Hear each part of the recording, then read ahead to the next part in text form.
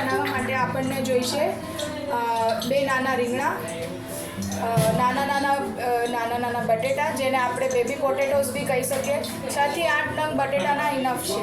હવે આપણને એની માટે જોઈશે રતાળું, એક રતાળું, જેને આપણે શક્કરિયું બી કહીએ છીએ, કંદ 5 કિલો જેટલું કંદ, એની માટે જોઈશે કોથમીર, અને જે મેઇન વસ્તુ આપણને જોઈશે એ છે દાણા.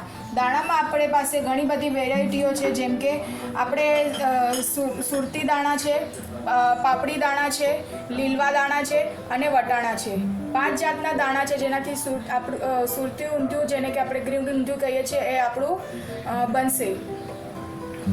બનાવવા માટે એક મેઇન વસ્તુની જરૂર હોય છે, એ છે આ ગ્રીન પેસ્ટ, જેમાં ઊંધિયાનો ટેસ્ટમાં નિખાર આવશે. આ ગ્રીન પેસ્ટ આપણે બનાવીએ છીએ લીલા મરચાંથી, પીળી હળદરથી, લસણ, એની અંદર હોય છે કોથમીર, આદુ અને લીમડાના પાન. એની જ સાથે આપણને શાકની અંદર જોઈશે સ્વાદ અનુસાર મીઠું, 1 ચમચ હળદર, થોડું 2 ચમચ જેટલું ખમણેલું ખોપરું, ગરમ મસાલો સ્વાદ અનુસાર અને કોથમીર. એની અંદર આપણે થોડું જીરું નાખ્યું. જેમ જ જીરું તતે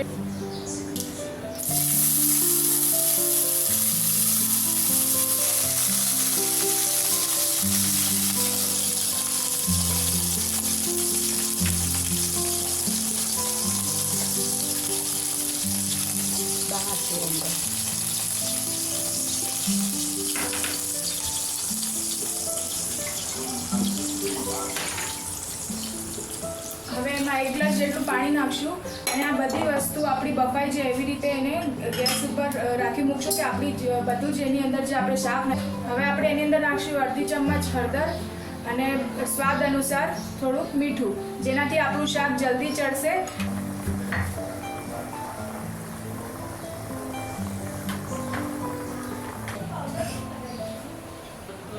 ત્રણ ચમચા જેટલું તેલ જોઈશે.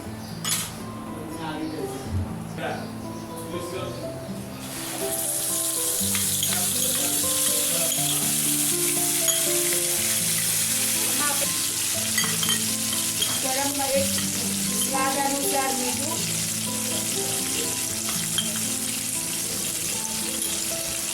અને એ આપણી પેસ્ટ આપણે બરાબર હલાવીને સાતળવા દઈશું.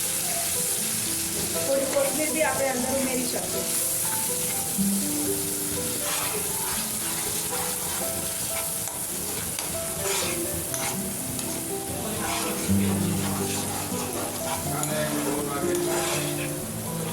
બફાયેલું શાક એમાં હું નાખી દઉં. જેમ જ આપણું આ સાતળાઈ જશે પેસ્ટ, એની અંદર આપણે આપણું બફેલું શાક ઊંધિયાનું જે હતું એ આપણે એની અંદર નાખી દઈશું.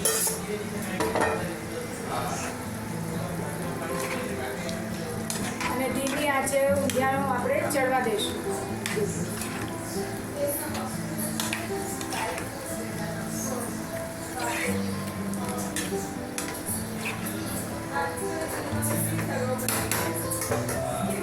ઊંધિયાની મૂઠી આપણે શાકની અંદર નાખી દઈશું.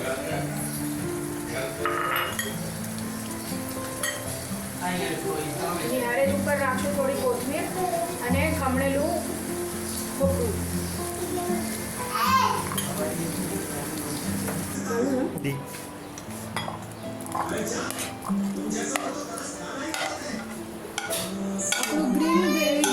આપણું ગ્રીન ઊંધિયું ખાવા માટે હવે એકદમ સ્વાદિષ્ટ લંબી છે, રેડી છે,